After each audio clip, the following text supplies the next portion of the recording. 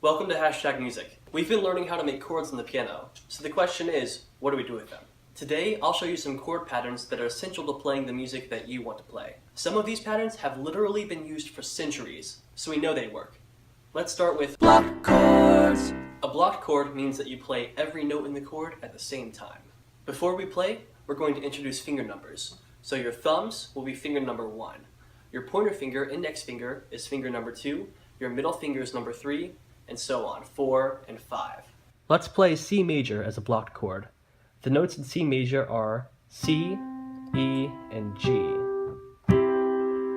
C is the root of the chord, and since we use fingers 3 and 5 to play E and G, let's call them the 3rd and the 5th. Even though the fingers are reversed in our left hand, C is still the root, E is still the 3rd, and G is still the 5th. Every major and minor chord has a root, a 3rd, and a 5th. A lot of songs use blocked chords by either holding them out or playing them repeatedly. Now, let's look at broken chords. A broken chord means that you play the notes separately. There are a lot of different patterns you can learn, and we're going to try to play 3 of them here. The first pattern we'll learn is used in songs like Someone Like You by Adele, so we'll call it the Adele pattern. Let's use the A minor chord for this one. A is the root, C is the 3rd, and E is the 5th.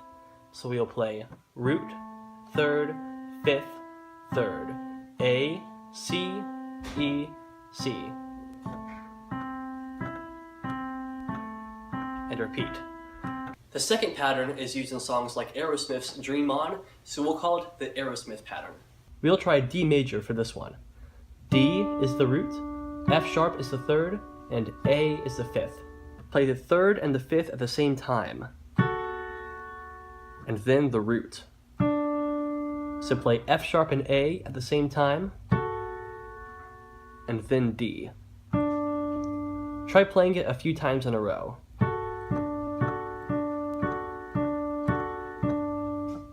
The third pattern is called Alberti bass. It was named after a composer who used it in a lot of his compositions, but it was made famous by people like Mozart who used it in a lot of their compositions afterwards. Let's use E minor for this one, and let's play with the left hand first. E is the root, G is the 3rd, and B is the 5th. The left hand will play root, 5th, 3rd, 5th. That's E, B, G, B. Try it a few times.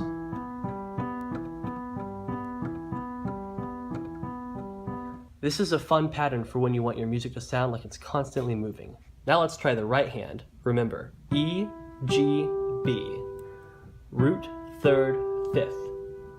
So we'll switch it up a little bit and we'll play 5th, root, 3rd, and root again.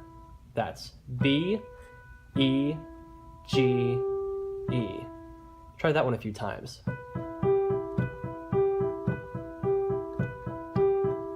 So, to recap, we learned the Adele pattern, the Aerosmith pattern, and Alberti bass in the left hand and the right hand. So far, we've only played these chords in one position, with the root note at the bottom of the chord. Next week, we'll talk about how to play these chords in different positions across the keyboard. I hope you're enjoying the Hashtag Music series so far. If you have any questions or comments, please let me know below the video. My goal is to create an experience that can enrich your life on the piano, whether you play for fun or for a career. These videos will always be free, but if you want to support my work, please check out the Patreon page in the description below, where you can find exclusive rewards like Skype lessons, exclusive downloads, and more resources to use for learning piano. I would love to have you join my community on Patreon. Let's make music together. I'll see you next time.